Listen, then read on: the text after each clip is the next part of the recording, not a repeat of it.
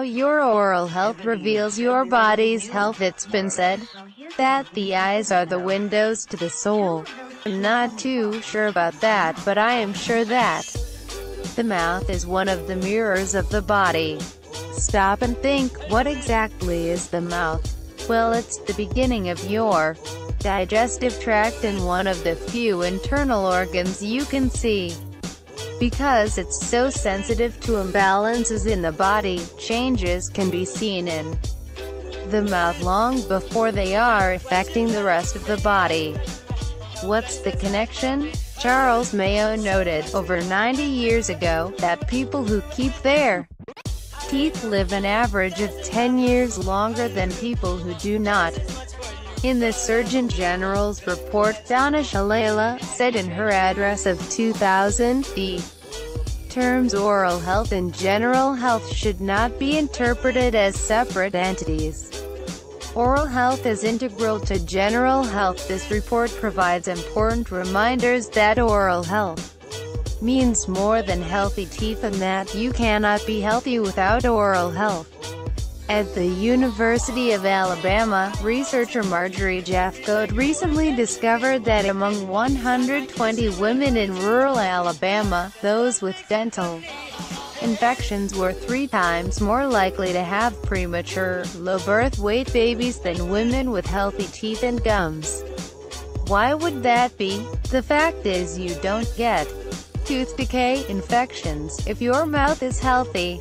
A healthy mouth means good nutrition. Proper dental hygiene is not just brushing, it's about your diet.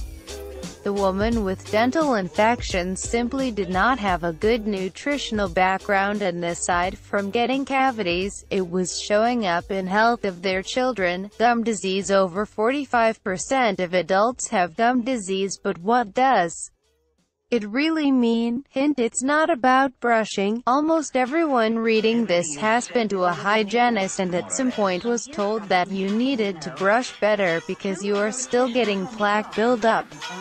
You can brush forever and that won't change anything because it's more about your body's acid-base balance being off rather than brushing. When your mouth is too acidic, the minerals in the saliva precipitate out, and that's the beginning of plaque formation. The bad bacteria are now growing in greater numbers because the mouth's environment favors bad bacteria, and they are growing under the plaque and producing toxins that are going to the rest of your body. Okay, so I have bleeding or puffy gums. So what? It's more than so what.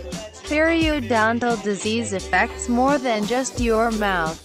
Proper dental hygiene is not just brushing, it's about your diet. Anyone wishing to prove this can do a simple experiment. Check with your dentist about keeping your mouth clean and set up visits with your hygienist every week. At the same time, limit your diet to eating fast foods. Within a few months you will get gum disease, even though your mouth would be considered spotless. An article in Science Daily, Dec. 20, 2008, shows proper dental hygiene should reduce the risk of atherosclerosis, stroke, and heart disease independently of other measures, such as managing cholesterol. Arnon Grau, MD, wrote the Department of Neurology at the University of Heidelberg, Germany discovered that poor dental status resulting from chronic dental and bone infection was associated with a stroke increase of 2.5 times over patients without periodontal disease. In stroke cases, only the dental factor is causative and significant. In yet another study conducted at the University of Buffalo, researchers surveyed the health history of 9,982 people from 25 to 75 and found that the 35% with severe gum disease were twice as likely to have a stroke. Why should this happen from gum disease? According to the American Diabetes Association, over 20 million Americans have diabetes. About 1/3 of those who have the disease are unaware they have Then only 1/2 of those diagnosed have it under control. Diabetes is developing at an unprecedented rate in our country, and millions of people are not aware of their condition. According to the American Academy of Periodontology, the link between diabetics and periodontal disease means that diabetics have double the rate of periodontal disease than the non-diabetic population. A study from Japan concluded that treatment of periodontal disease may reduce the development of diabetes. Men with gum disease have a 63% higher risk of developing pancreatic cancer, according to U.S. researchers. Released in January 2007, the Harvard-based study suggests mouth bacteria and the body's attempt to fight them may produce carcinogenic chemicals that trigger disease.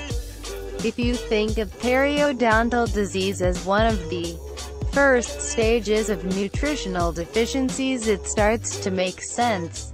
You see, what we are dealing with is not poor brushing but problems that may be the result of the following: not getting the proper nutrients in your diet, resulting in an acidic environment in the mouth, not properly absorbing nutrients, excessive stress which can cause a rapid depletion of the body's minerals,